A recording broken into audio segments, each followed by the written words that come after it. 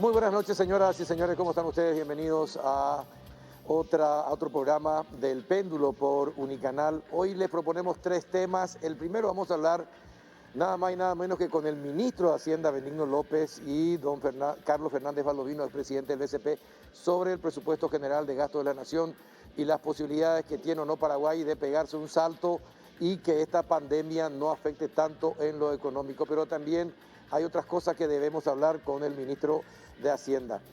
El segundo bloque vamos a hablar acerca de la reapertura de fronteras en tiempos de pandemia con el canciller nacional Antonio Rivas. Y el último bloque vamos a hablar con el senador Enrique Herrera acerca de la pérdida de investidura de Friedman y para que nos cuente cuáles son las verdades y mentiras que se están exponiendo sobre este caso. Pero antes de ir al primer bloque, acompáñenme, vengan conmigo que hoy tenemos otro rico vino Aresti de la cepa Carmener. Es prestigioso vino chileno, pasión familiar, es perfecto para combinar con pollo, cerdo, chorizos o platos italianos como canelones o ñoquis. Esta excelente marca está también representada por Nobleza SRL y pueden contactar con ellos al 555-236-555-090. Y antes de ir a la pausa,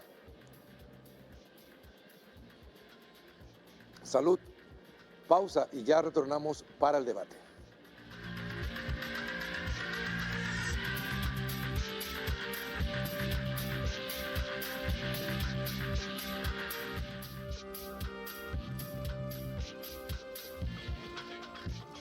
¿Qué tal, ministro Benigno López? ¿Cómo anda? Buenas noches. Buenas noches, Carlos. Un saludo para vos, para la audiencia, un saludo para Carlos también. Gracias por venir. Don Carlos Fernández Valdovino, buenas noches, ¿cómo anda? ¿Qué tal, Carlos? Muchas gracias por la invitación, ministro, y buenas noches a toda la audiencia. Bueno, agradezco que ustedes dos estén presentes, porque si usted no venía, él no venía. Así que le agradezco a los dos que estén presentes, los dos vinieron. La exigencia que puso el señor Fernando Valdovino era que estuviera el ministro de Hacienda. Entonces, gracias por venir, ministro, para que pudiera estar Fernández Valdovino. ¿Sí? Así. Bueno, ¿cómo está su tema completo? Vamos a comenzar por ahí. ¿Qué pasó? No, nada. Mejor no hablar porque no está peta. Entonces, cuando esté peta, quiere hablar con él. Porque si no se puede malinterpretar. Yo tengo un aprecio grande a Eduardo y lo que pasó y ojalá que pase, ¿verdad? Bueno, está bien. Vamos a tomar un poco de café Lavazza, por favor. Sí. Hay que sacarse, sí. Lo distribuye Café Par, qué rico café, definitivamente. Es muy bueno. Es muy bueno. Bueno, ministro, hoy tuvo el apoyo de gran parte de la Cámara de Diputados. Sí. Cuestionaron la actitud del señor Peta y parece que están dispuestos a que todas las construcciones ahora las haga el Ministerio de Obras Públicas, las construcciones de escuelas y compañías, y lo sacarían del planteamiento. ¿Usted tuvo algo que ver o no? No. Es un proyecto que tiene iniciativa parlamentaria, ¿verdad? Y que tiene su corredor propio. No tiene nada que ver conmigo, con mi relación con Eduardo, absolutamente. Nada que ver. Nada que ver. Bueno, entonces está bien. Eso ya, al comenzar, esto ya liquidamos. Sí. Pero es buena medida esa.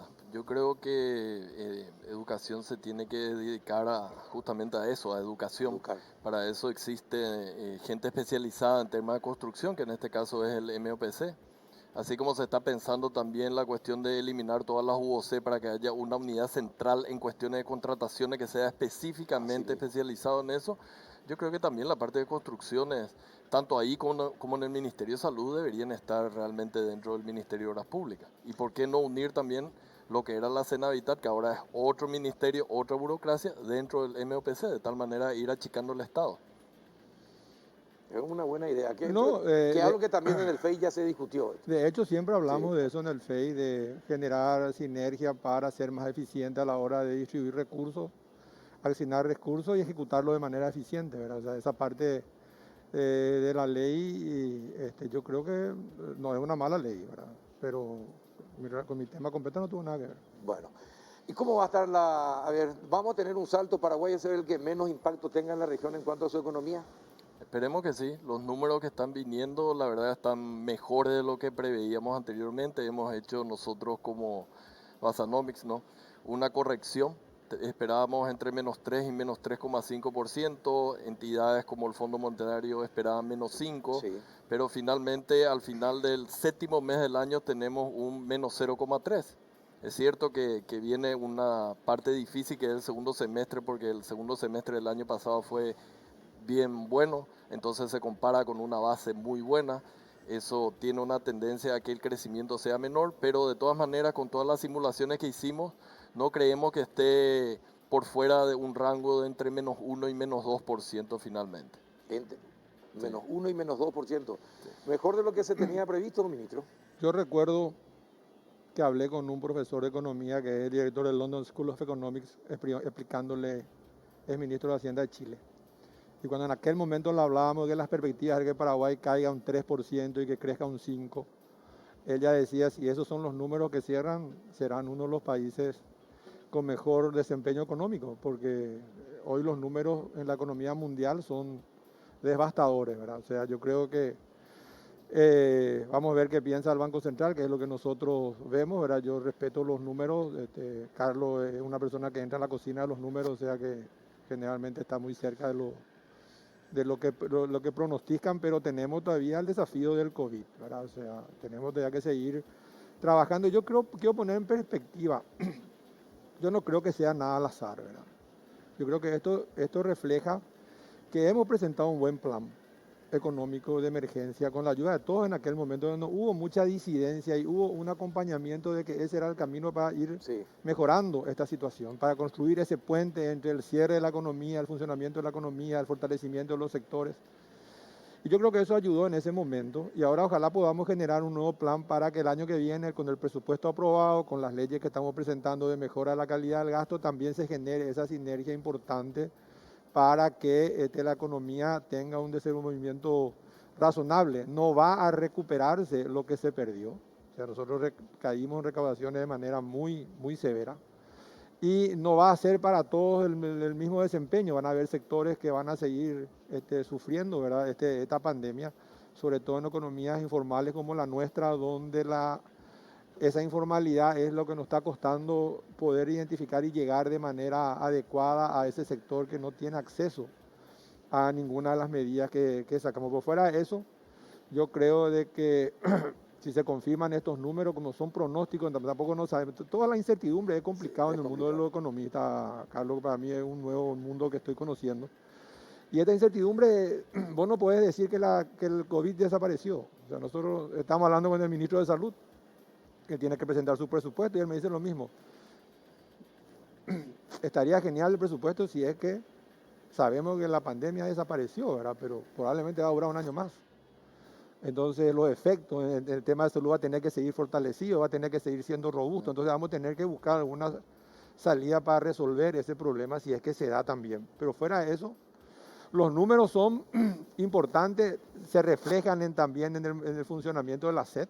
Los números que señala la SED también dan a entender alguna mejora importante en lo que está pasando, pero hay que ver que se consolide eso en el tiempo, que sigamos trabajando todos juntos en función a encontrar una salida a esta crisis, que como yo suelo decir, nadie tiene la fórmula mágica, ¿verdad? Ahora, pero hay una cuestión que me preocupa y tengo que ser reiterativo, disculpe, con el tema de PETA, y le explico por qué.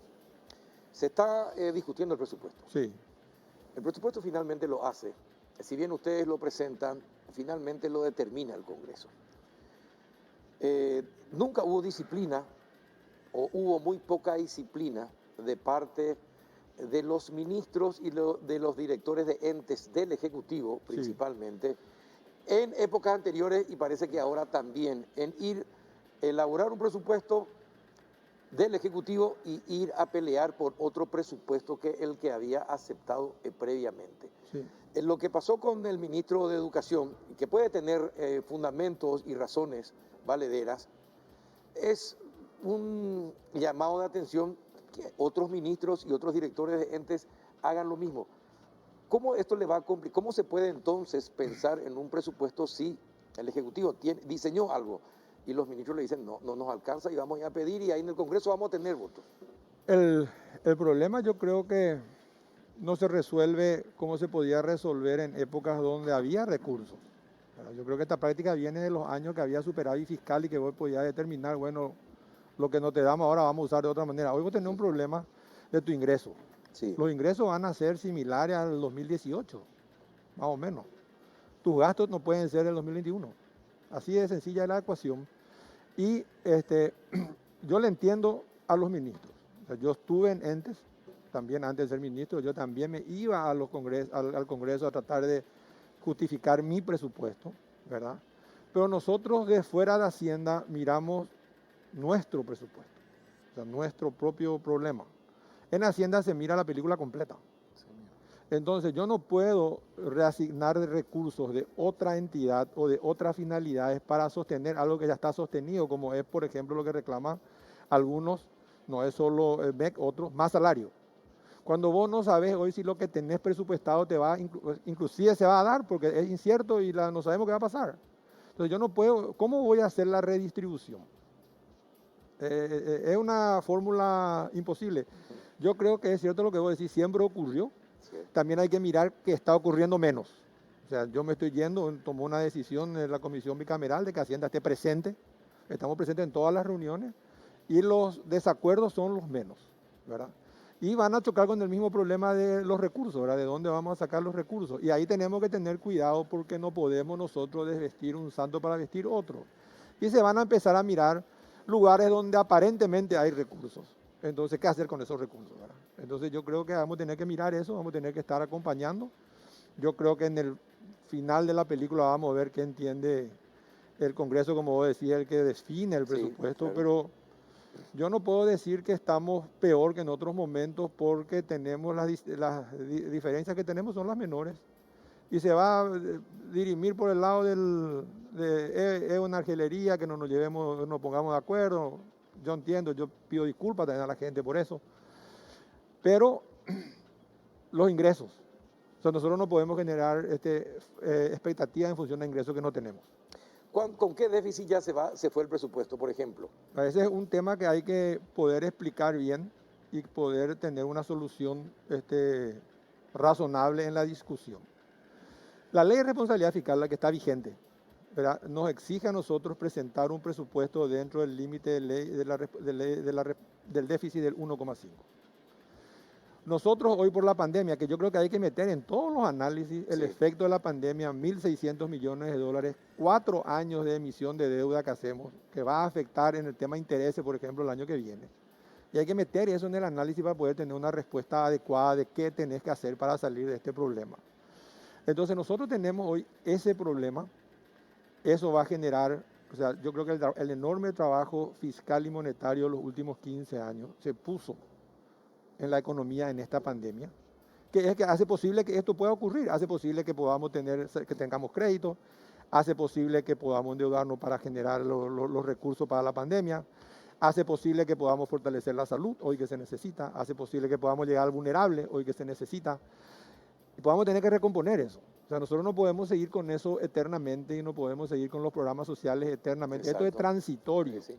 Entonces, esa transitoriedad va a terminar hoy con un déficit importante entre el 6 y el 7% de acuerdo a los análisis, cómo se vaya dando. Y tenemos que volver a la responsabilidad fiscal. O sea, nosotros no podemos seguir los siguientes años con déficits enormes porque no va a afectar la calidad del crédito, no va a afectar la calidad del riesgo país.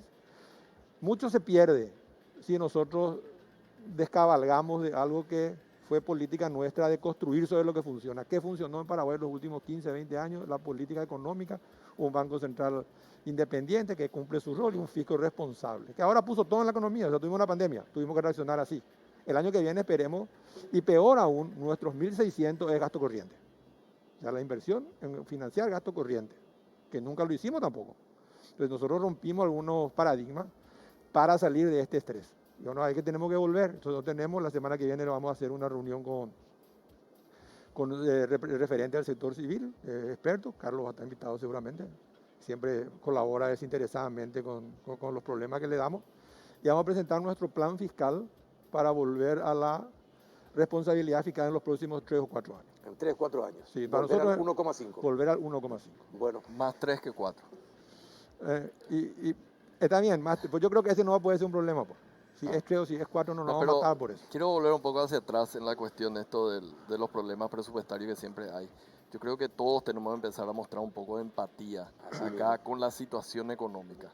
Estamos hablando que estamos mejor de lo que pensábamos, pero eso no quiere decir que estamos bien. E incluso hay gente que ni siquiera empezó a trabajar hasta el momento. Entonces, el hecho de que vengan buenos números macroeconómicos no quiere decir que la totalidad de lo micro está bien en este momento. Esa es una consideración. Nunca estuvo bien la totalidad de los micros. Exactamente. Bueno, tenemos que pensar un poco en esa gente que no tiene, tener un poco de empatía, no solamente para el ministro de Hacienda, que es el que tiene que distribuir, sino para esa gente que necesita mucho más que aquellos que ya tienen por lo menos un trabajo y por lo menos un salario cada fin de mes, en el sentido de no ajustar salario en el sector público. Claro. Si uno mira los números macros incluso, tenemos 0 el año pasado, menos 2 este año, 5 el año que viene, te da 3% en promedio los últimos 3 años. Estuvimos creciendo el 1% los últimos 3 años. No podemos decir de que acá el problema económico ya se solucionó porque estamos un poco mejor de lo que pensábamos. O sea, la situación es este año mala y el año que viene no es puro rebote ese 5%. Entonces no es que es lo mismo que después de una sequía y empezamos a producir una norma. Acá ni siquiera estamos llegando al nivel que deberíamos haber tenido si todo hubiese sido normal desde 2018. Entonces ahí viene toda la restricción de ingresos que tiene el Ministerio de Hacienda y es imposible tener plata para todo el mundo. Entonces hay que hacer un poco de esfuerzo entre todos y no estar prometiendo cosas que no se pueden. Incluso me pareció muy bien que se hayan suspendido todos los incrementos salariales ahora, si de hecho gran parte de los gastos corrientes se financian con deuda. Entonces, ¿cómo vamos a dar incrementos salariales? Y para el año que viene también va a tener que hacer algo. Todos vamos a tener que ajustarnos porque también el sector privado se estuvo ajustando. Se estuvo ajustando, todos, porque incluso a los que le va bien, le va mucho menos bien de lo que era el año pasado. Le pregunto a los dos que son economistas y entienden, teniendo en cuenta lo que están diciendo, en el 2022, ¿se podría pensar en algún incremento económico o hay que explicarle bien a la gente, así como vamos a tardar 3, 4 años en volver al 1,5 responsabilidad fiscal, vamos a tener que ajustarnos los cinturones 3, 4 años todos en el país? Mira, mi visión es que tenemos que hacer el esfuerzo todos en el país, los próximos al menos 3 años. 3 años. ¿Verdad? Es más, si Carlos se puede acordar que trabajamos, nos ayudó también con alguna idea en la ley de emergencia. Ya habíamos puesto ahí un sendero fiscal que se decidió no aprobar porque se dejó, vamos a ver qué pasa en la economía para no generar ya una discusión hoy sobre esto. Pero o sea, nosotros anticipamos esta discusión desde el Ejecutivo, anticipamos este problema en la ley de emergencia, ya lo vamos a tener. Yo creo que va a haber madurez, yo creo que va a haber responsabilidad. Y yo creo que vamos a tener que sacar un presupuesto responsable. Y hablaron con los sindicatos, sobre todo los sindicatos públicos, que son los que más le van a presionar por los aumentos salariales. ¿Hablaron con ellos para este sacrificio de 3 años por lo menos? Yo creo que cada entidad tiene que hacerse cargo de su entidad, ¿verdad? Y es un diálogo que hay que hacer, ¿verdad? O sea, yo nomás digo de que tengo una frase que te ayuda a llevar esto, es un día a la vez. Entonces, un día a la vez, este presupuesto es la discusión, ¿verdad? Y después discutiremos el otro, ¿verdad? Pero en la gran película, en la pantalla, en lo que miramos hacia adelante, nosotros lo que tenemos que hacer es recuperar la demanda, sostener los ingresos. Y eso solamente vamos a hacer si el sector privado confía, invierte y genera este desarrollo. Del sector público estamos muy apretados. Los niveles de inversión pública van a tener que disminuirse. No vamos a poder seguir haciendo año récord de inversión porque te va al mismo lugar. Nuestro problema no es, por decirte, la deuda en sí, es el ritmo que tuvimos este año y es el pago de los intereses que aumenta. Pero tenemos que encontrar una salida. Yo creo que Paraguay tiene gente muy inteligente. En el Congreso hay gente que piensa mucho. ¿Verdad? En el sector privado hay gente que piensa mucho y todos tenemos que ponernos de acuerdo porque esta pandemia no es un problema benigno ni de maligno. Es un problema que nos vino de la noche a la mañana sin avisarnos. Ahora, hay sectores que piensan dentro del gobierno, que hablan de la posibilidad de usar los fondos jubilatorios del IPS para cubrir algunos déficits del Ministerio de Hacienda. ¿Eso sería viable? ¿Podría ser viable ¿Estaría en el Yo no- interés, yo en el no- interés, en el interés Yo no del planteé gobierno eso, del Ministerio de Hacienda no planteamos esto y yo no tengo ningún interés en eso. Ahora, o sea, vos me estás diciendo usar recursos de los fondos jubilatorios para el déficit fiscal. Yo no sé si es para salarios o para inversiones, pero usar los fondos jubilatorios, son- ¿serían convenientes o no? No, Son dos depende de cosas. cómo, Depende de qué cosa querés hacer. Claro, depende de cómo vas a usar. Por lo general, los fondos jubilatorios siempre están disponibles en todo país porque es un ahorro a largo plazo. Sí. Entonces, dependiendo de en qué se usa, si está calzado con alguna inversión de largo plazo, creo que no debería haber inicialmente Pero un no problema. no para pago de salario, Pero lo por que no ejemplo, podés es empezar a usar para pagar para gastos corrientes. para gastos corrientes. Claro, es un endeudamiento al final de Sí. cuentas. Si lo usa el fisco, tiene que devolverlo. Y lo que nos podemos hacer es empezar a endeudarnos para gastos salariales. Entonces, creo que va a ser un error, como es un error utilizar las reservas. O sea, cada cosa que hay en economía son todas cajas que se colocan uno encima de otro. Quitas uno para usar otra cosa, se te cae toda la economía. O sea, demasiadas historias tenemos de gente que empezó a utilizar supuestos atajos y terminaron en el barranco. Ahora mismo vemos al sur, ¿verdad? En la Sí, Argentina lo que es. Sí, O sea, no tienen dólares, ahí se le pone un doble impuesto de tal manera a que no se Uruguay, pueda 0, cobrar. 0 la cotización del peso argentino. Así mismo. Entonces, bueno, ¿qué país queremos? Es lo que, porque esto es cierto, él es temporal, todos fuimos temporales, yo estuve un tiempo, pero acá tenemos que seguir viviendo en un país, necesitamos un país que sea un poco más equitativo, que crezca, que tenga oportunidades para todo el mundo, pero detrás de eso no podemos realizar locuras que nos lleven mucho más atrás de donde estamos ahora, que no es una buena situación. Ahora, entonces, el ministro de Hacienda no tiene ese interés por el momento, O sea, ni tampoco se discutió en Hacienda esa En posibilidad. Hacienda nosotros nos hemos planteado una cosa así, es más, me llama la atención, ¿verdad? Lo que sí está siempre en la discusión de la inversión de los fondos jubilatorios, Exacto. ¿verdad? Que Que es es otra que cosa, es otra cosa. Claro. y que nosotros estamos de acuerdo que IPS y la Caja Fiscal tienen que tener un menú más amplio de inversión y no tener todos los huevos en la misma canasta como tienen hoy, que es solamente el sistema financiero, ¿verdad? Eso se hace a través de un programa. Estamos a favor, yo estoy a favor de una superintendencia De seguro. de pensiones, ¿verdad? Yo estoy a favor de que se puedan invertir en los instrumentos asegurados. Uno tiene que pensar nomás cómo de afuera invierten en Paraguay, que conocen solamente por los números. Invierten a 30, 31 años. ¿Cómo? Y nosotros no podemos invertir en Paraguay. Entonces, para el Estado puede ser una buena idea que las inversiones en vez de en dólares en el futuro sean más en guaraníes. De hecho, lo estamos haciendo, ¿verdad? Nosotros pasa nomás desapercibido en este momento, pero Hacienda colocó bonos a 15 y a 20 años en Paraguay, a 7, 7,5%. O sea, hay una confianza en lo que se hace, ¿verdad? Nosotros lo que no tenemos que perder es la sensatez.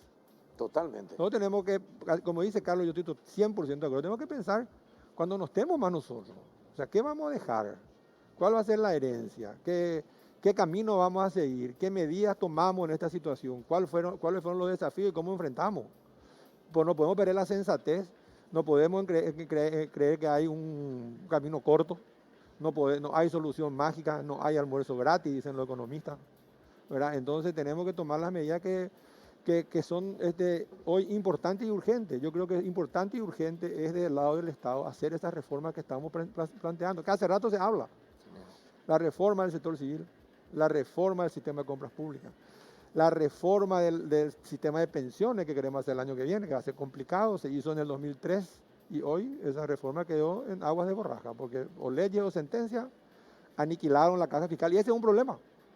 Ese es un problema que el elefante en la habitación, podemos no hablar, podemos no decir, va a salir en algún momento. Cada día más rápido. Claro.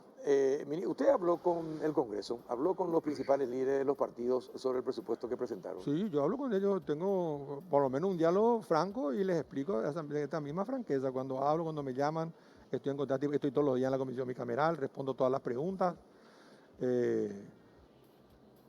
Hay que ver, porque cada uno también tiene su modelo de país. Claro. Pero es clave, Carlos, este presupuesto.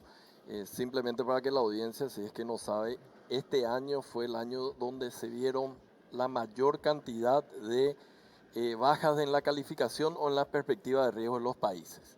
Y nosotros, por A, B o C motivo, no fuimos tocados, ni en la calificación ni en las perspectivas. todos fueron tocados. Fue tocado Chile, fue tocado Perú.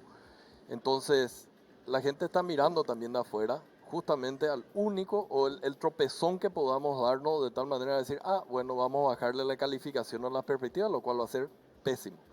Y eso va a depender de dos cosas en mi visión. El presupuesto y el programa de ajuste para ir al 1,5. Y ahí puede tener toda la buena intención el ministro de Hacienda, pero si no es acompañado por todos nosotros en términos del camino que tenemos que seguir en lo fiscal, y bueno, vamos a terminar pagando mucho más caro todo el endeudamiento que tenemos afuera, que vamos a seguir teniendo. Vamos a terminar encareciendo los créditos que se dan domésticamente porque el banco va a traer plata de afuera, se fondea allá y va a traspasar a una tasa de interés más cara. Entonces, pensemos bien qué vamos a hacer en estos dos aspectos porque va a ser fundamental. Yo creo que es el presupuesto más importante de por lo menos los últimos 15, 17 años. Perfecto. Señores, como siempre, un placer charlar con ustedes, ministro. Igualmente, Gracias y por venir. un punto importante en línea a lo que dice Carlos, nosotros estamos en una encrucijada. Las medidas que tomemos hoy con el presupuesto y con las reformas van a marcar el país en los próximos años. Sí. O sea, si tomamos las medidas correctas, probablemente el próximo gobierno va a encontrar un país, un Estado más organizado y una perspectiva de crecimiento mejor. Porque nosotros no nos vamos a recuperar así nomás de esta caída de este año, el año pasado, ¿verdad? No es el 2008, no es el 2012, que al año siguiente creciste 12 o 13 o 15, eso no va a ocurrir. Entonces, tenemos que tomar las medidas sensatas correctas para poder alinear las expectativas favorables hacia adelante. Y tenemos todo para eso. O sea, habría que seguir un poco las conversaciones que organizamos con el Banco Central, que vienen toda la gente, todos los expertos del mundo. O sea, si fracasamos, no es nuestra culpa.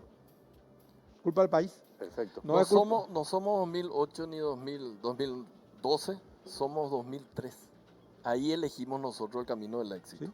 Y ahora nos toca otra vez. Nosotros ahora estamos en el 2003 y vamos a elegir seguir en el default selectivo o tener el éxito que tuvimos. Perfecto. Sí. Señores, muchísimas gracias por esta alerta para la gente que tiene que decidir sobre el presupuesto general de gasto. Gracias, ministro Benigno. Gracias, don Carlos, por venir.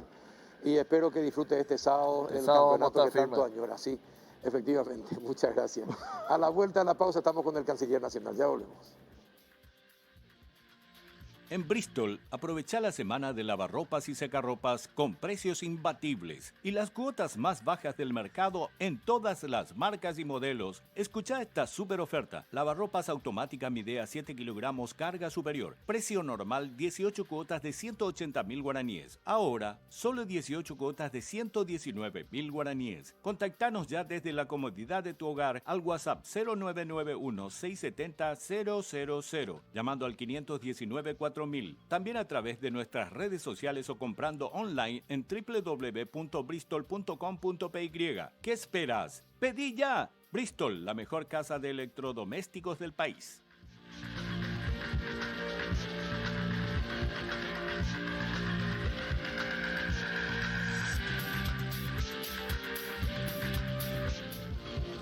Bien, seguimos en el segundo bloque del péndulo y ya está en contacto con nosotros el canciller nacional, don Antonio Rivas, vía Zoom, desde su casa. Canciller, buenas noches, ¿cómo anda? Muy buenas noches, muchas gracias por esta oportunidad. Lastimosamente no puedo estar en el canal porque tenemos que estar conectados a las 10 con Japón porque vamos a recibir el primer satélite hecho por ingenieros paraguayos de la Agencia Espacial del Paraguay que están trabajando en Japón y con colaboración de Japón se elaboró y se construyó el primer satélite que será lanzado probablemente en diciembre y en este momento se va a hacer la ceremonia de entrega y por parte de Paraguay estará presente el embajador Raúl Florentín, quien recibirá el satélite. Esto es en colaboración con el Instituto Tecnológico de Kyushu de Japón y es un orgullo para nosotros por el hecho de que fueron manos paraguayas, ingenieros paraguayos los que construyeron. Es el primer satélite en toda la historia del Paraguay y esto es un inicio de lo que nos espera porque estos ingenieros trabajarán sobre la construcción de un satélite posteriormente mucho más amplio en su accionar y capacidad principalmente. El objetivo es según nos comenta, lanzar en el mes de diciembre más o menos desde Japón o Estados Unidos, y destacar también la labor de la Agencia Espacial del Paraguay, que está a cargo del ministro presidente, coronel Viduvino Vietma, que ha marcado, vamos a decir, este hito dentro de la historia de la construcción de la parte ingeniera paraguaya, que nos permite hoy día pensar ya en tener un satélite paraguayo En el espacio. en la Tierra, exactamente. Exacto, Sí. qué bueno es saber eso. Entonces a las 22 de Paraguay son las 10 de la mañana en Japón. Sí, exactamente. La gran ventaja que hoy día la tecnología nos permite estar ahora en el péndulo y en minutos en Japón. Efectivamente. Bueno, por otra parte, canciller, los presidentes Mario Abdo y Jair Bolsonaro, ¿ya acordaron todo para reabrir el 27 en las fronteras? No. Lo que se hizo fue establecer el protocolo por parte del Ministerio de Salud y la Dirección General de Migraciones la semana pasada. El día de antes de ayer se presentó al presidente de la República, el presidente de la República aprobó los protocolos y entramos en contacto con Brasil para tratar de coordinar la forma y la fecha en que se va a proceder a la reapertura de la frontera.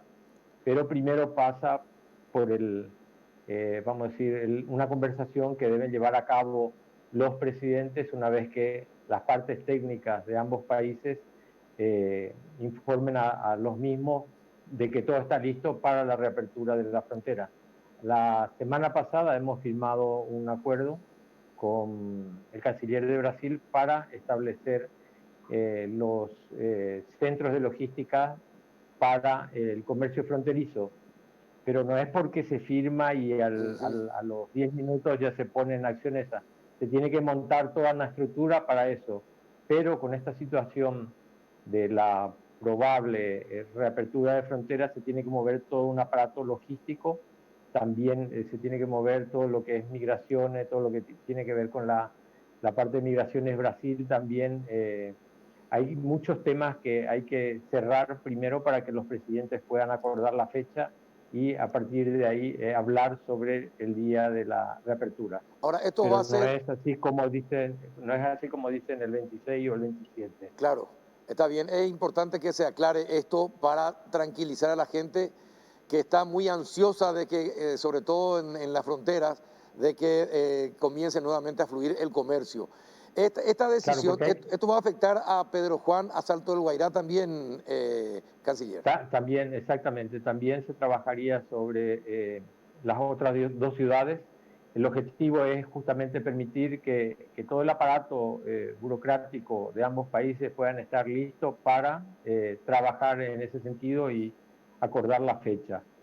No es fácil, es todo un movimiento de gente que en caso de Brasil tienen que trasladarse hacia la frontera para poder ejercer los controles y ver todo lo referente a la logística para establecer este proceso de reapertura gradual.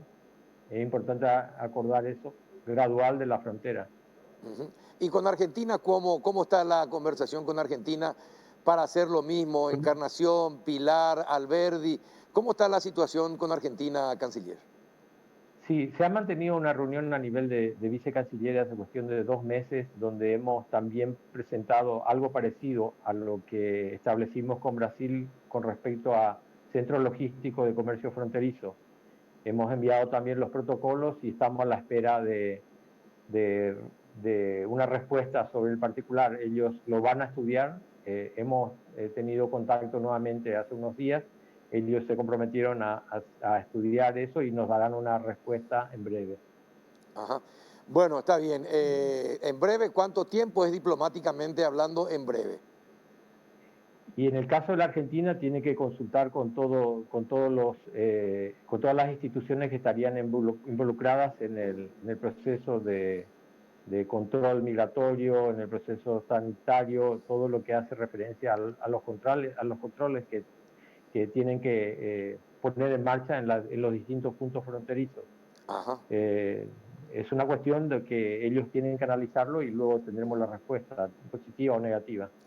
Ahora, canciller, una consulta, dejando de lado ya el tema de la reapertura de fronteras, que ya prácticamente es inminente, salvando esos detalles que usted está comentando.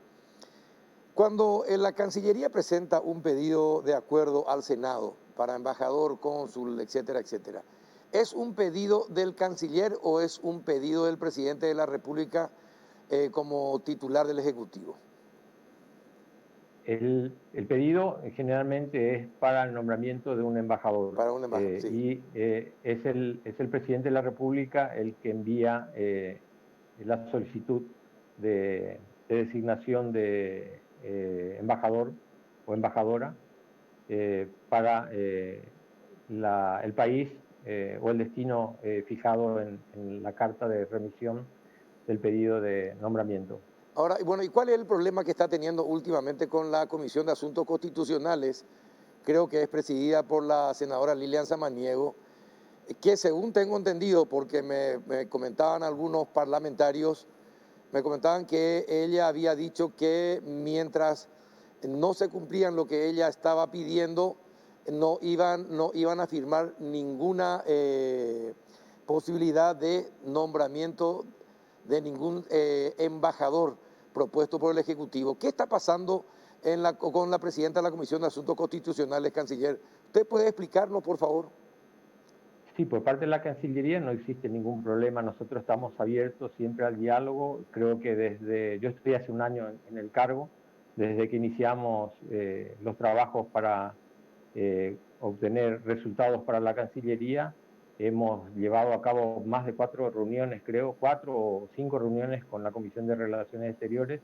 Hemos trabajado también con la Comisión de Relaciones Exteriores de diputados. O sea, la Cancillería está abierta, como está abierta con todos los sectores, tanto empresariales, tanto políticos y de distintos sectores. Nosotros trabajamos siempre y eso queda al análisis de la Comisión de Relaciones Exteriores del Senado, el nombramiento de embajadores. Ahora, pero nosotros seguimos trabajando. Sí, le escucho, canciller. Sí, nosotros seguimos trabajando porque estamos en un tiempo no muy fácil de pandemia. Lo que necesitamos lograr resultados urgentes porque se nos viene encima una situación de lo que sería el día después, que tenemos que resolver a través de poder colocar la mayor cantidad de productos, movilizar el comercio exterior, y estamos muy abocados a eso, así como estamos siguiendo en el tema de lo que es cooperación, buscando la posibilidad de obtener más resultados en el ámbito de la cooperación para apoyar al Ministerio de Salud. Y en ese sentido, fijamos esa prioridad, estamos muy centralizados en eso, no estamos perdiendo tiempo. El que sigue a la Cancillería se da cuenta que estamos prácticamente todo el día en actividad aprovechando los medios tecnológicos para conectarnos con el mundo y tratar de conseguir resultados. Tenemos un presupuesto no muy grande, acordamos con el Ministerio de Hacienda ese presupuesto, no vamos a salir de aquello que acordamos con ellos. Tenemos 87.500.000 dólares para el presupuesto del año que viene, que hemos solicitado y acordado con el Ministerio de Hacienda. Eso corresponde a lo que sería por persona, por mes, $1 lo que apostamos y contribuimos cada paraguayo a la política exterior. Pero sí tenemos que ver, porque generalmente dice, bueno, ¿y qué contribuye la Cancillería? ¿Qué nos facilita la Cancillería? Solamente ver que esos 87 millones de dólares que se invierte en la Cancillería se manifiesta en los resultados que tiene la Cancillería. Y esos resultados podemos verlo, por ejemplo, en las donaciones que se consiguieron por más de 20 millones de dólares. Hemos firmado un acuerdo con la Unión Europea de 86 millones de euros, que serían 102 a 104 millones de dólares, que está destinado para el sector social y para la parte educativa. Asimismo, también hemos firmado un acuerdo que la cooperación con la Unión Europea es no reembolsable. La cooperación con Estados Unidos, que firmamos también la semana pasada, son 44 millones de dólares. exactamente, que está destinado justamente al fortalecimiento del Estado de Derecho, la formalización de la economía, trabajos locales con gobernaciones, alianza para el desarrollo que incluye a una asociación de municipalidades del Chaco. En ese sentido tratamos de mostrar los resultados. También, y esto estoy hablando en menos de 6, 7 meses, que se lograron esos resultados, porque también está la parte exterior. O sea, siempre suelo decir que la Cancillería es el paño de lágrima de todas las instituciones, no solamente del Estado, sino instituciones privadas. Hasta cuando hay problemas de caudal del río, recurren a la Cancillería, y vemos estas 2 ventanas de agua que hemos gestionado tanto con Itaipú como Yacyretá, que permitió vamos a decir, hacer llegar en más de 350.000 toneladas de productos paraguayos, que corresponden a 200 millones de dólares. O sea, el trabajo que desarrolla la Cancillería es destinado a lograr resultados para la gente, resultados para el país y para mejorar las condiciones de vida del país. Ahora, canciller, se nota que usted es un excelente canciller, porque hábilmente eludió la pregunta que le había hecho, y incluso se me adelantó en algunas cuestiones que le iba a preguntar de todas maneras. Por ejemplo, en los préstamos, el préstamo no reembolsable con la Unión Europea y con los Estados Unidos. Pero quisiera volver para definir, para que la audiencia sepa exactamente cuál es la diferencia que tiene la senadora Lina Samaniego con la Cancillería, y por qué esa aparente amenaza de no conceder nada mientras no se cumplan algunas de sus peticiones. ¿Qué es lo que quiere de la Cancillería la senadora Lina Samaniego, canciller? No sé, yo prefiero no hablar, como dijo el ministro de Hacienda, cuando la otra persona no está presente.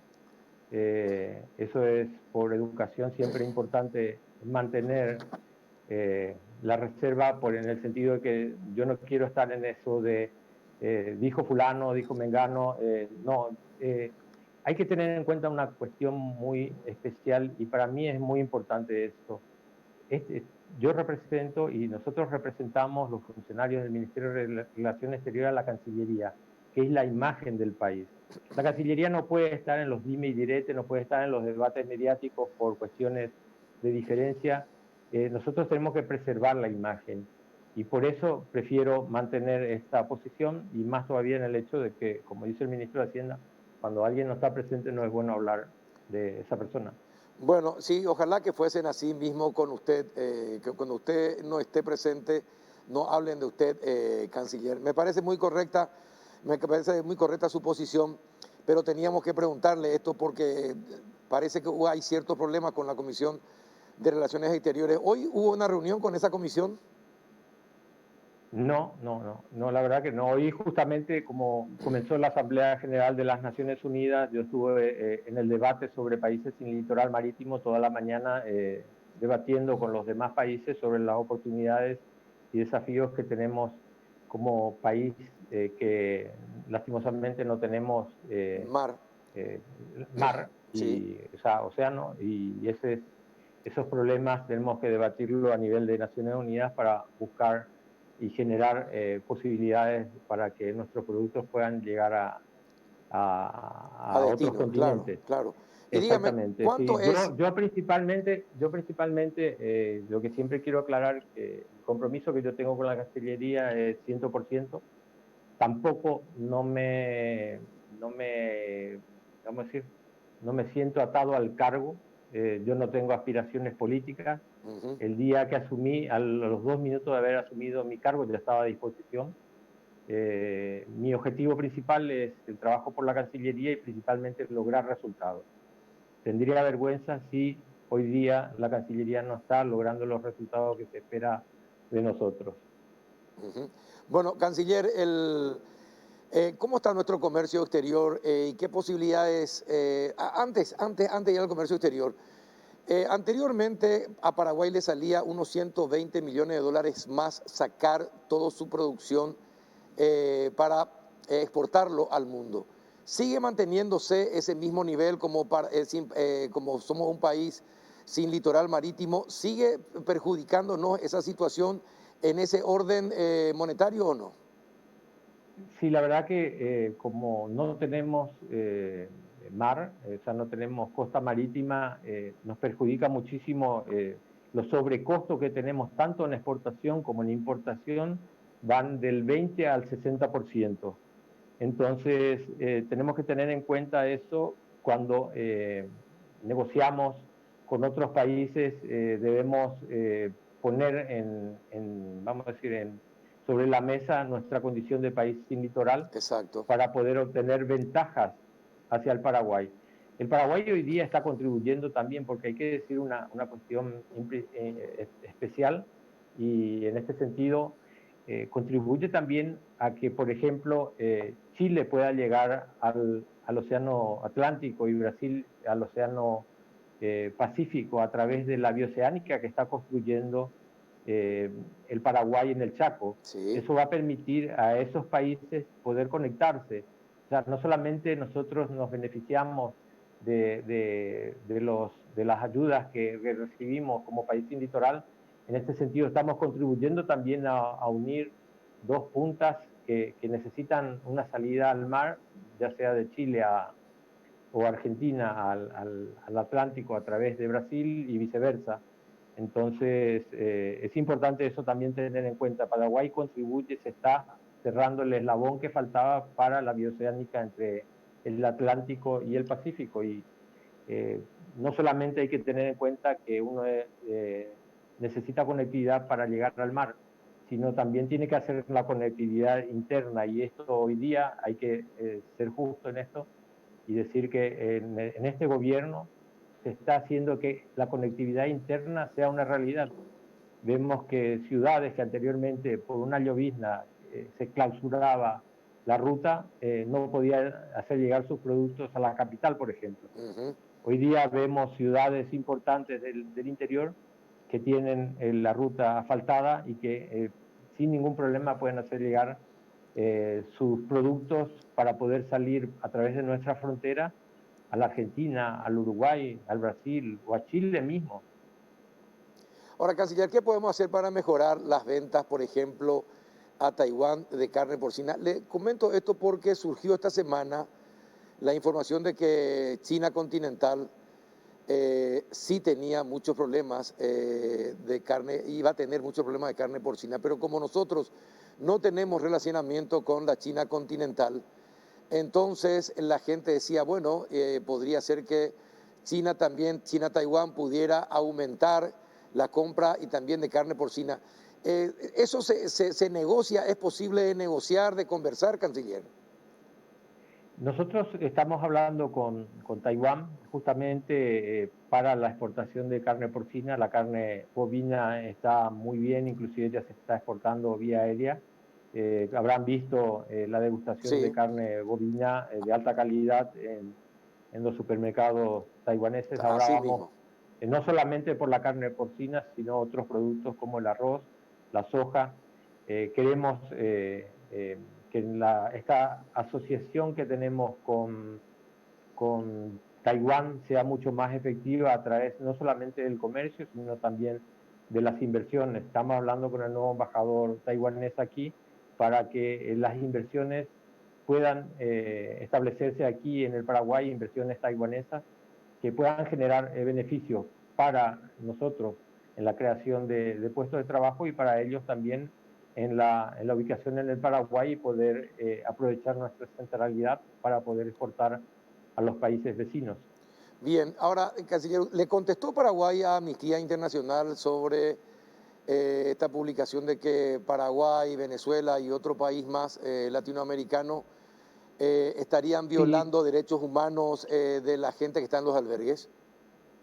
Sí, a través de un comunicado del Centro de Coordinación Interinstitucional se le contestó a Amnistía Internacional. Yo he hecho a través de una manifestación ayer desde Mburuvillaroga manifestando de que lastimosamente están publicando informaciones que no tienen ningún asidero, no tienen una veracidad, no han comprobado, y principalmente el hecho de que eso siempre cuando no hay una veracidad en la información, en el contenido de la información, pasa a ser un fake news.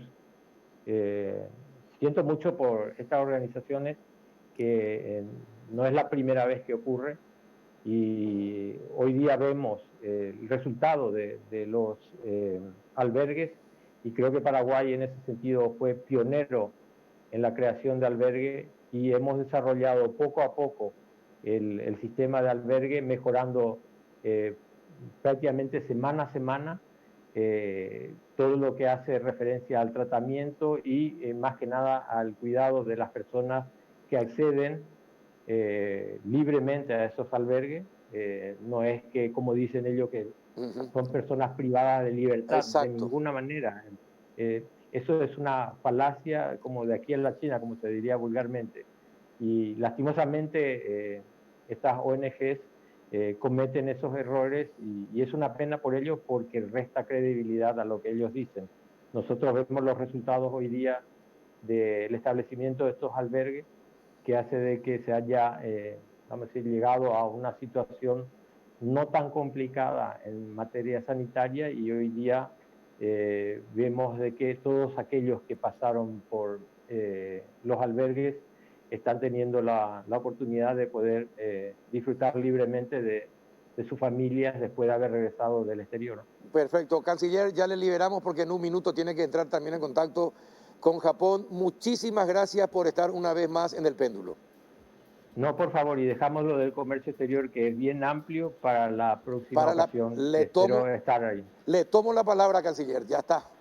Sí, un abrazo. Porque eso es bien largo. Sí, sin problema, un abrazo, muchísimas gracias. No, gracias a usted, Canciller, muchas gracias. Al Canciller Nacional, Antonio Rivas, desde su casa. Bien, vamos a una breve pausa. A la vuelta estamos con el senador Enrique Riera, ya volvemos.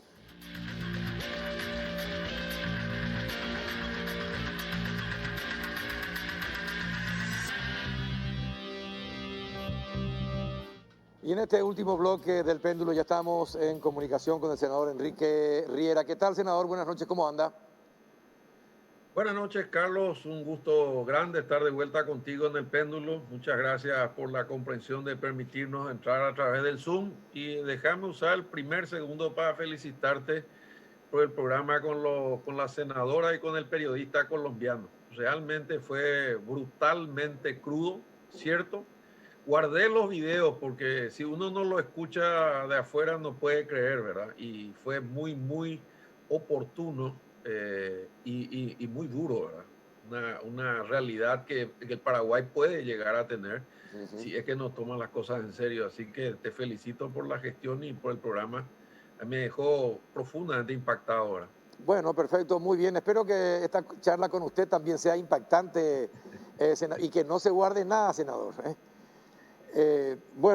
Cuéntenos, cuando usted hace el pedido de pérdida de investidura de Rodolfo Friedman, ¿lo hace porque estaban pensando en que al mismo tiempo eso permitiría el juramento de Nicanor Duarte Frutos y del expresidente Horacio Cartes? Porque eso fue lo que inmediatamente denunciaron y expusieron como argumento para estar en contra de la presentación que usted y el senador Godoy habían hecho. ¿Qué hay de cierto sobre ese tema? Nada, definitivamente nada. Si revisamos los hechos, yo anuncié por Twitter, que es un medio que me gusta porque se escribe corto, que iba a pedir la pérdida de investidura. Después me comuniqué con Sergio porque es el presidente de la Comisión de Asuntos de Legislación, o sea, todos los proyectos pasan por ahí.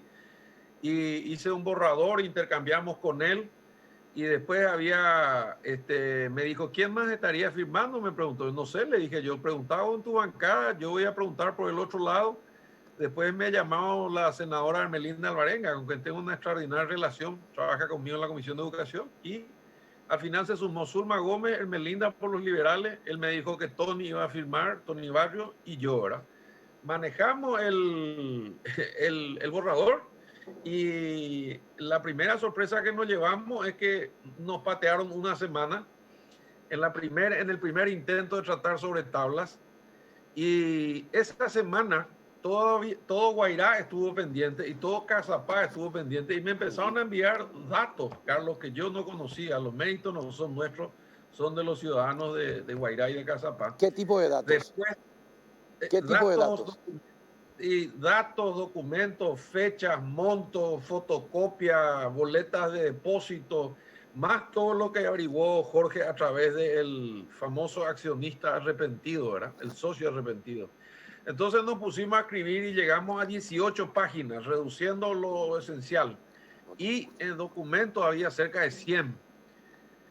Entonces había una frase que Sergio o alguien puso, ¿verdad? Que decía,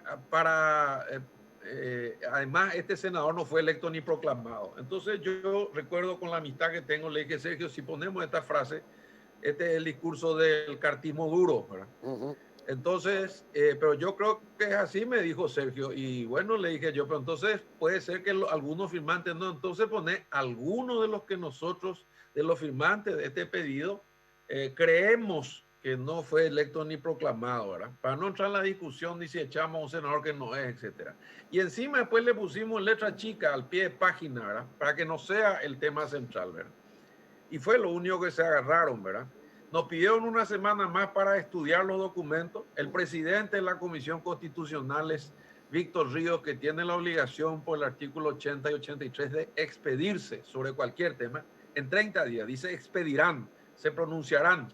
Aparece en la asamblea extraordinaria, en la sesión extraordinaria, y en vez de decir si está de acuerdo o no está de acuerdo, o hay mayoría y hay minoría y hay dos dictámenes, obvió decir si era sí o no. ¿Por qué? Porque si decía sí, tenía que acompañar la pérdida. Si decía no, tenía que defenderlo y cargar con la carga que implica defender a Friedman, que es indefendible porque representa un modelo que destroza el país, ¿verdad? Una cosa, y senador, ahora, una cosa, aclarame un poquitito. Hablaste de la gente de Guairá y Cazapá. ¿Por qué Cazapá si Friedman es del Guairá? Explícame por favor eso. Y bueno, porque es la punta del iceberg, Carlito. Por eso yo minimizo ya, lo veo a Friedman como un pequeño tacurú, con todo respeto, o una piedra que obstaculiza el camino. Pero es un pulpo al final, porque como le fue bien en Guairá, entonces dijeron, bueno, ¿para qué más repartir entre tres? Y se metieron en Cazapá y ganaron la licitación de Cazapá por 15.000 millones de guaraníes, la misma empresa, y le dejaron fuera a Torales, que era su socio. Ahí entonces Torales se enoja y cuenta todo en el programa de Jorge Torres. Sí, ¿verdad? sí, recuerdo. Pero, claro, pero ahí no paró la cosa. Después, durante la semana, cuando más se alargaba el tema, un grupo de jóvenes de San Pedro del Paraná en Itapúa, una Contraloría Juvenil Ciudadana de esas almas vibrantes y sanas que tenemos en el Paraguay profundo, lo denuncia en su municipio. Y me llama por teléfono y me dice, doctor, ¿cómo se llama la empresa de Friedman? Y yo digo, SA. Bueno, tenemos, parece que es la misma proveedora, porque acá hay una tal señora de Capli, etcétera, etcétera. Bueno, entré yo a la página de la Dirección Nacional de Contrataciones y veo que están también más o menos en algo parecido en Itapúa, y a través de Itapúa entraron en algunos municipios de Misiones. Y después ya se cerró el círculo cuando veo la foto de Busarqui con Friedman y con el gobernador de Caguazú. Entonces ahí me empieza a cerrar. Dije, bueno, ahora entiendo por qué Beto Velar le defendió a Busarqui cuando se pidió su investidura. Y entonces, cuando sumo los números, Carlos, me asusto y yo le cuento a mis compañeros, esto es mucho más grande, porque el nivel de facturación es 110 millones de dólares.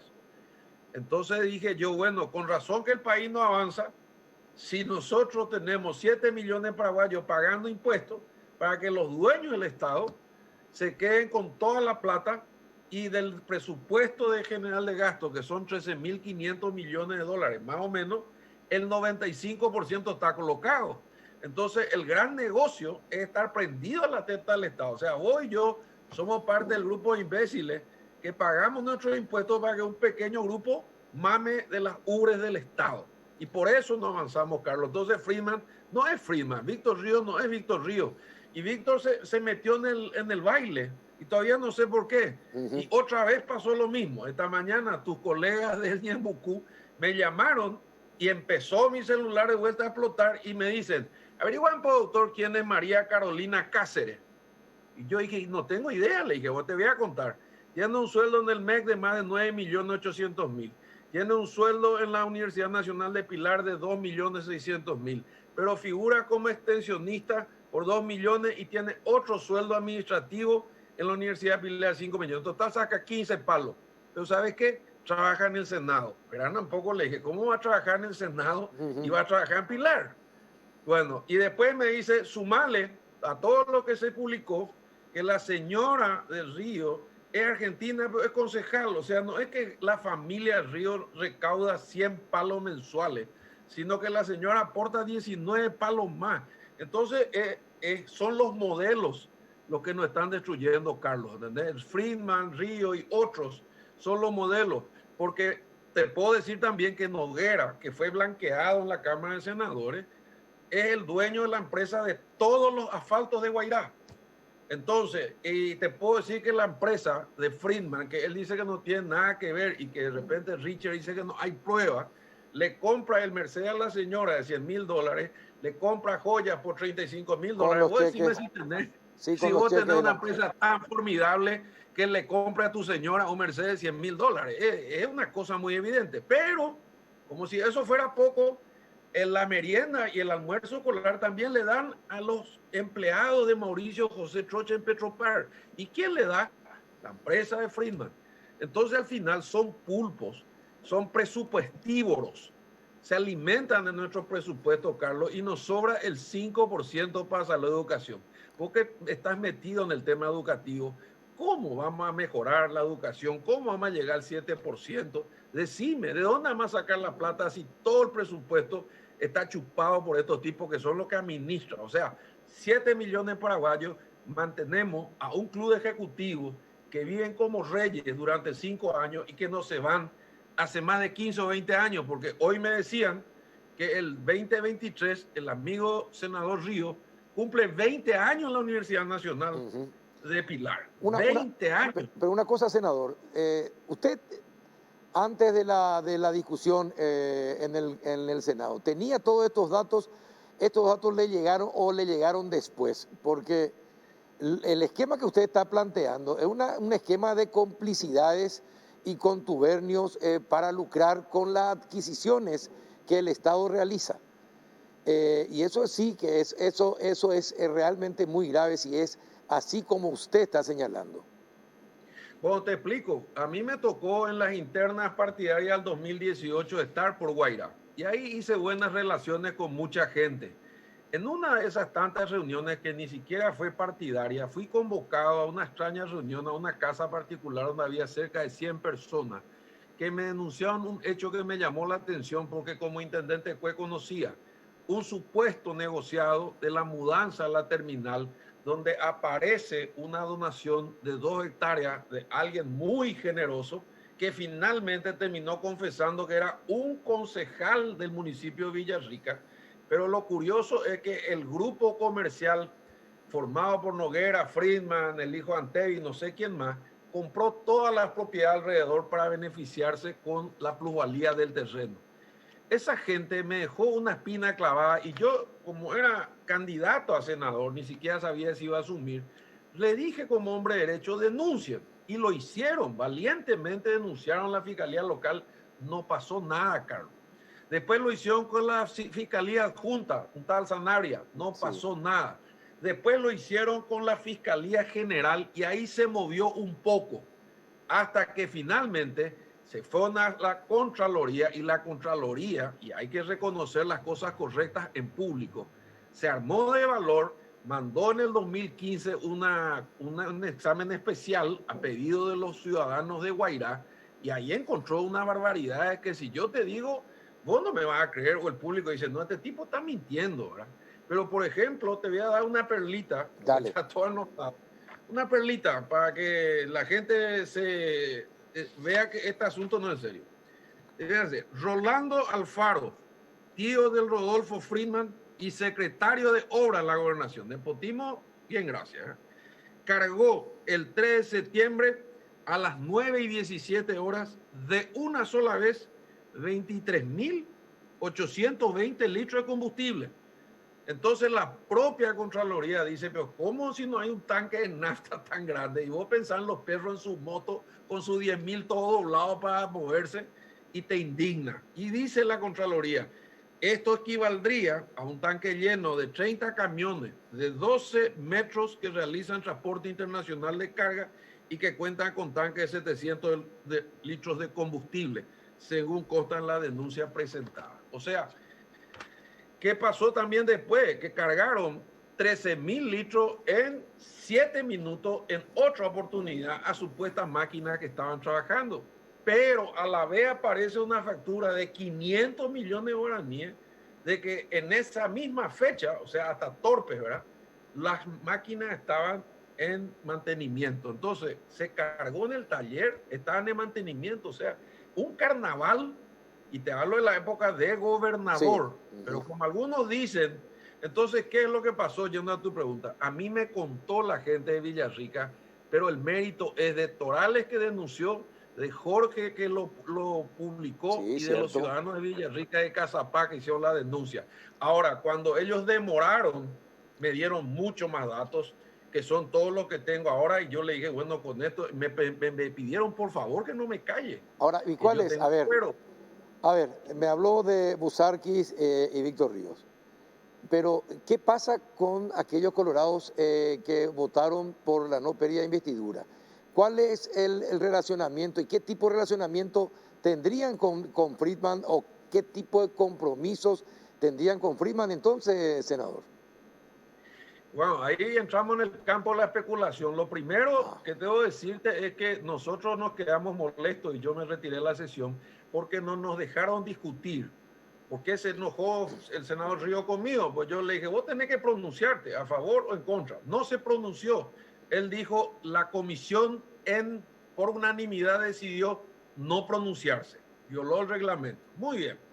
Cuando íbamos a tratar el tema, entró la senadora Samaniego y dijo, pido la postergación hasta que salga una sentencia definitiva. Y votamos y perdimos 23-19. Sí, sí. Entonces yo pensaba que la sesión fue convocada por unanimidad para tratar el tema, no para patear el tema. Muy bien. Entonces yo me callé la boca, me comí la maniobra, porque dije, con la tonelada de prueba que hay, es razonable que no quieran discutir, porque si el pueblo paraguayo ve esto, nadie puede defender esto, ¿verdad? Pero bueno, me callé la boca. Cuando arranca la sesión ordinaria, nosotros tenemos por reglamento posibilidad de pedir tratamiento sobre tabla. Pido sobre tabla, pierdo 23-19, y luego pido que se traten 8 días, y ahí me saltaron ya 2 o 3 senadoras diciendo, no se va a tratar el tema porque estaba a jurar Cartes y Nicanor. Y yo le dije, pues si sacamos 5 senadores y nunca juraron. O sea, cuando salió González Dávila, entré yo. Cuando salió Víctor Bogado, entró Martín Arévalo. Cuando salió el propio Friedman, que se fue de ministro, entonces entró Retamoso, el de Puerto. Sí. En ningún caso apareció Cartes. Podía haber hecho, y si tienen los 23 votos, y esto es determinante, ¿por qué no le echamos a Friedman como corresponde, por indigno, porque no se merece el cargo que tiene, porque es el que representa un sistema que nos está destruyendo como país, y después con los 23 votos le trancan a Cartes y le trancan a Nicanor? Entonces se quedaron sin argumento, ¿verdad? Porque nadie puede entender por qué el Frente Guazú se alía con los liberales y con partidos menores para defender a un colorado imputado por 5 delitos. Entonces la gente cree que es un tema personal. No es personal. Yo lo que estoy podrido es que como colorado que nos desprestigien, y como senador que nos desprestigien, y como poder del Estado, que no tengamos la misma vara para todos. Víctor Bogado se fue sin derecho a la defensa, González Dar se fue sin hablar y pidiendo permiso, Dionisio Amarilla se fue por una filmación, la pastora Bajac se fue porque comunicó mal su destino y utilizó dinero público para una actividad privada, y por el tema del COVID se fue el Contralor. Todos se fueron y a nadie le importó. Y ahora resulta ser que no. Entonces a mí me lleva a pensar que si es cierto que tienen todos intereses en la mina, la famosa mina Oro de Paso Yobay, que hay intereses cruzados en el tema de la merienda, en Caguazú con un equipo, en Itapúa con un equipo, en Misiones con otro equipo, entonces vos entendés por qué le brindaron a Noguera.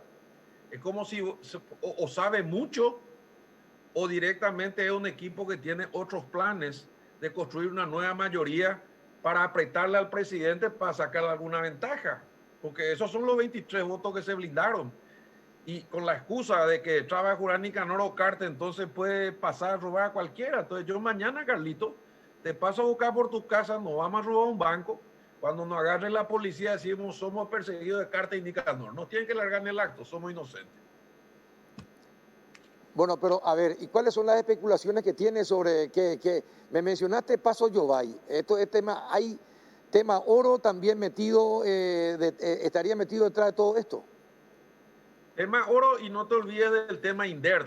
Cuando suena el presidente del INDER y el director de la región occidental, una abogada muy valiente de apellido Pérez, se cansó de hacer denuncias de todas las matufias que hay, me mandan filmaciones de la compra de propiedades del otro lado del Chaco a nombre de un testaferro que es mujer, en el lugar donde va a caer casualmente la cabecera del segundo puente sobre el Chaco. ¿Y quiénes están detrás? Bueno, el mismo equipo. ¿Verdad? Además de eso, todo el mundo sabe que él hacía oficina ahí, y después cuando suena el presidente del INDER por denuncias de coima y suena el director del Chaco, se reemplaza el equipo, pero la directora administrativa y todo el equipo de la gobernación de Guairá se traslada al INDER. O sea, y el presidente de la República, ante el escándalo, no es que lo saca o lo envía a embajador o lo... No, le premia siendo ministro de Agricultura y Ganadería, que sigue teniendo influencia sobre el INDER hasta hoy, ¿verdad? Entonces, ahí te pones a pensar, bueno, a lo mejor el Frente de Guazú, que siempre estuvo detrás del tema de las tierras, de la reforma agraria, tendrá algún vínculo que yo desconozco, porque hasta ahora no puedo entender, o quizás como son tan disciplinados y votan en línea, quizás lo protegió a Lugo. Entonces yo me pongo a pensar, bueno, la senadora Gusinski tiene sentido que vote en contra, porque teme que si se va Freeman se vaya ella, ¿verdad? La gente del Frente Guazú acompañó esto porque quizás Freeman compartió o sabe algo de algún sector de la izquierda en relación al tema INDER. Están en algunos senadores tienen inversiones hechas en las minas de Paso Yobay, que eran 500 hectáreas originalmente y después compraron 6,000 alrededor, entonces quedó como una especie de huevo frito, ¿verdad? Y eso obviamente estaba gerenciado por el equipo que mandaba en Guairá. A ver, un ratito, senador, un ratito. ¿Quiénes son los senadores que tendrían intereses en las minas en Paso Yobay? Y aparentemente, si voy a guiarme por las informaciones recibidas de la zona, la senadora Samaniego y el senador Monjes. ¿Y en qué sentido? ¿Qué tipo de intereses tendrían? Y tendrían inversiones en el lugar, no sé qué tipo, pero la información extraoficial que puedo confirmar a través de informes es que con la plata de los intereses de la expropiación de la tierra Antevi, que ya se retiró hace mucho tiempo, que eran 7 millones de dólares, se gastó el 90% del presupuesto del INDER para comprar tierra para los verdaderos sujetos de la reforma agraria. Pero con esa plata se habría comprado importantes porciones de la propiedad donde está ubicada la mina de Paso Yobay, que al principio se llamaba Mina Paraguay, después se llamó Mina Guairá, después se llamó Lampa. Bueno, al final parece que terminó en manos de los dueños de Guairá, que era esta sociedad comercial que estaba conformado por ellos. Y nuestra interpretación, o la interpretación del pueblo guaireño, para no comprometerlos, es de que en el momento de la disputa de los votos, entonces se les ofreció compartir parte de los beneficios, ¿verdad? Y todo esto es lo único que puede explicar de que por encima de la ideología, por encima de los colores, hay un sector del Senado, un sector de la clase política que encontró que no quiere cambiar el modelo. El modelo es venderse a algún negocio, entonces, y chupar el presupuesto. Por eso le llamo presupuestívoros, ¿verdad? se alimentan de nuestro presupuesto y nos sobra un mango para ruta, para educación, para salud, para seguridad, para las verdaderas cosas que el Estado necesita, ¿verdad? Una aclaración. Ganan todas las licitaciones, Carlos. No importa que voten. Pero una aclaración, senador. ¿En cuánto tiempo usted podría certificar si estos datos extraoficiales son ciertos o no para que dejen de ser extraoficiales y sean oficiales? ¿En cuánto tiempo estima usted que se podría comprobar esto? Y mira, Carlos, tengo que pedir informes e investigar más, ¿verdad? Porque la verdad que con lo que había yo creí que era suficiente, ¿verdad? Pero ahora esto me llevó a pensar cuál es la razón de la conducta. Es demasiado débil el argumento de decir no porque va a jurar carta indica no le podemos echar a Friedman con todo lo que hay, ¿verdad? Es demasiado raro que el presidente constitucional no se expida sobre un tema a su consideración que pidió 8 días para expedirse, ¿verdad?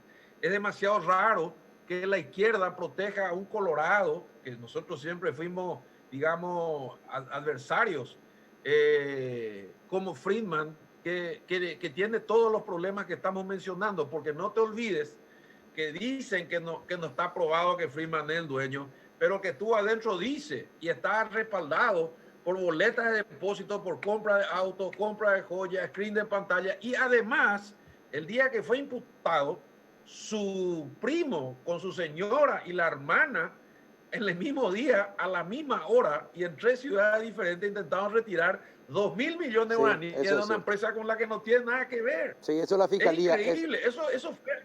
Sí, Ana, Carlos. Eso los fiscales explicaron. Sí, eso fue hace 2 semanas, 20 días aproximadamente. Los fiscales explicaron esa situación de que intentaron vaciar las cuentas. Y es la misma contadora. El juez tuvo que sacar orden de captura porque temían que le embarguen las cuentas. Creo que no lo lograron. 2.000 millones de guaraníes, porque nosotros hablamos 500 millones de mantenimiento, 2.000 esto. Bueno, después hay, ¿qué te puedo decir? Pozos artesianos que nunca se hicieron, caminos vecinales que se mantuvieron, pero no había forma de verificar. Es muy difícil encontrar pruebas de todo lo que te estoy diciendo, pero les prometí a los guaireños y a los casapeños hacer de vocero amparado a mis fueros. Y en todo caso, espero que mis colegas me desmientan, o si no, que directamente actúen en consecuencia, ¿verdad? Porque si vos tenés 23 votos, ¿cuál es el problema de sacarlo a Friedman y después impedir el juramento? Claro, impedir el juramento. Sí. Claro, si tienes la mayoría, vos haces lo que querés, ¿verdad?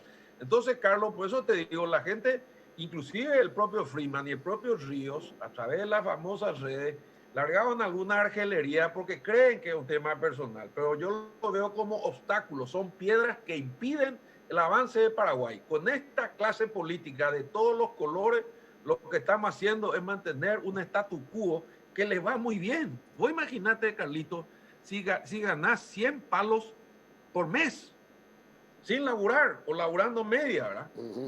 Durante 20 años. Vos imaginate si en tu cuenta una empresa muy amiga mía, tuya, ¿verdad?, con la cual vos no tenés nada que ver, le compra un auto de $100,000 a tu señora y $35,000 de joya, en un país en el que hay 2 millones que no comen 3 veces al día, o en un momento en que está mandando ya en Nangarecó de 500,000 guaracas, que son moneda, es una gota en el mar para la hambruna, que hay ollas populares en la esquina, Carlos. Sí. No se puede callar esto y no pueden defenderlo. Y ahora empezaron con la historia de la reglamentación. Todas son maniobras dilatorias. Entonces, ¿qué sabe Friedman que lo protegen tanto? ¿Cuánta gente está metida en el negocio? Porque vamos a suponer, Carlos, ya que estamos pensando en voz alta, juntos, en un programa como el tuyo que ve mucha gente, vamos a suponer que los contratos se cumplan, porque según el informe de la Contraloría faltaron 180,000 litros de leche y 79,000 porciones de galletitas de 80 gramos. Pero vamos a suponer que se demostró que no falta nada. Hay también lesión de confianza porque sacan de la cancha a empresas que pueden proveer más barato y de mejor calidad. Pero ellos ganan siempre todas las licitaciones porque vos haces un centro y vos cabeceás, vos contratás contigo mismo. Y el artículo 40 prohíbe hasta el cuarto rango, ¿verdad? Entonces no hay forma de defender esto Y este modelo es el que yo creo que nos está llevando al acabose. ¿Por qué te digo esto? Porque, Carlos, yo estoy en la Comisión de Presupuestos por primera vez y tocando con las manos lo que se podrá, entre comillas, gastar el año que viene. Y vi que le entrevistaste a Fernando Valdovino, a Benigno muchas veces. 13.500 millones de dólares, números redondos, tenemos, entre comillas, para gastar el año que viene. 95% de ese presupuesto, 95% está colocado. Sí, gasto o sea, sobra 5% que si vos fueras presidente, Carlos Peralta, ¿en qué gastás? ¿En salud, en educación, en seguridad? ¿En qué? Bueno, la pregunta es, ¿quién administra los 13.500? Y son este grupo pequeño, este club ejecutivo, que está destruyendo el país, porque ya no nos podemos más endeudar. Perfecto. Ya llegamos al 30%. No podemos imprimir porque hay inflación. Entonces, ¿cuál es la solución? ¿Achicar el Estado o sacar esta sanguijuela que nos están matando, ¿verdad? Senador, está bien, te comprometiste y cumpliste. Ahora a comprobar muchos de los temas que estabas especulando. Si es posible comprobarlo, sería espectacular. Gracias, senador, por estar de su casa y compartir este espacio del péndulo. Contrario, gracias a ustedes y espero que mis colegas interpreten mis palabras como el eco de gente de Guairá y de Cazapá, que obviamente son dichos manejados por todos. Después de cada programa contigo, cuando me entrevistas por radio, me dice, es cierto lo que dijiste y aparte tal cosa. Bueno, tengo que encontrar o ellos que me lo desmientan, ¿verdad? Es una posibilidad y en cuyo caso, si me equivoco, pediré disculpas o yo voy a ver la forma de averiguar para intentar entender por qué se forma esta alianza de 23 que impide que se lo saquen a los sujetos que están impidiendo el progreso en Paraguay. Gracias, Carlos. Buenas noches a la audiencia. Muchas gracias, el senador Enrique Riera. Y antes de despedirnos, cortito, los datos del Ministerio de Salud sobre los casos de COVID-19 del día. Se procesaron 2.977 muestras, 743 dieron positivas del exterior, 8 comunitarios 735. Fallecidos el día de hoy, 22. En total ya suman 727 los fallecidos, recuperados 610, en total 19.867. Esto es fuente del Ministerio de Salud Pública. Y con esta información ponemos punto final a otra edición del Péndulo por Unicanal. Hasta el próximo miércoles.